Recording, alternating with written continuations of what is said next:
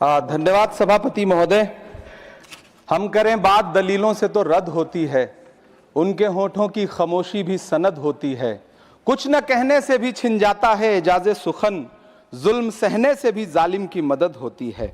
सभापति महोदय, मैं राष्ट्रपति के अभिभाषण पे अपने बात रखने के लिए खड़ा हुआ हूं। उस दिन देश की संसद के गलियारों में सरकार की तारीफ करती हुई महामहिम की आवाज गूंज रही थी, तो उधर मेरे कानों में हसदेव के जंगलों में आदिवासियों को जिंदगी देने वाले पेड़ों पर चलती हुई कुल्हाड़ी की आवाज गूंज रही थी।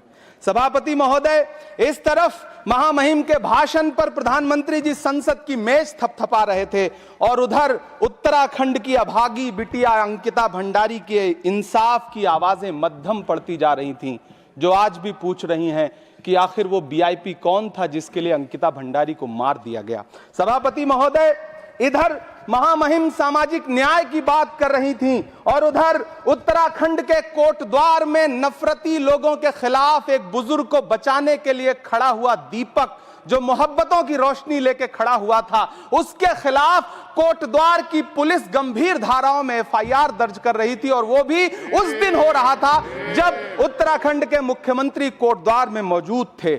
ये नया भारत है जहां दंगाइयों के खिलाफ एफआईआर नहीं होते, बल्कि अमन और मोहब्बत की बात करने वालों के खिलाफ एफआईआर दर्ज होता है। यह नया भारत है जहां असम का चीफ मिनिस्टर खुलेआम संवैधानिक प्रोटोकॉल तोड़कर कहता है कि मुसलमानों को इतना टॉर्चर करो कि वो राज्य छोड़ने पर मजबूर हो जाएं। वो कहता है कि अगर कोई मियां रिक्शा वाला 5 रुपए मांगो तो उसे 4 रुपए दो ताकि वो परेशान हो सके। यह नया भारत है जहां बरेली में खाली घर में नमाज पढ़ने पर पुलिस मुकदमा दर्ज करती है।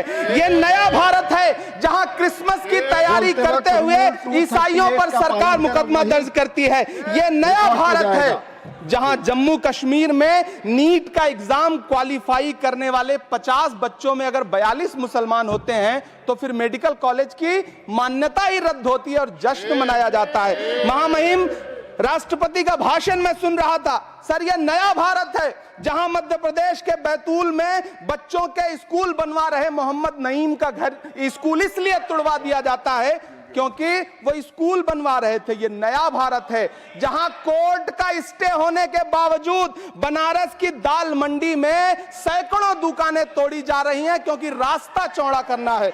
सभापति महोदय, मैं आपसे कहना चाहता हूं कि जो पीढ़ी अपने बुजुर्गों को गाली देती है उसके साथ प्रकृति इंसाफ करती है। आप इंदिरा जी और नेहरू को गाली देते हैं, नेहरू को छोटा नहीं कर पाएंगे। नेहरू का साथ आइंस्टीन, नेहरू का नाम आइंस्टीन के साथ लिया जाता था और आपका नाम एप्स्टीन के साथ लिया जाता है। आपको ये बात समझनी पड़ेगी। सभापति महोदय, मुझे 1 मिनट बोलने दे, मुझे कंक्लूड करने दे। डॉक्टर सुमेर सिंह सोलंकी।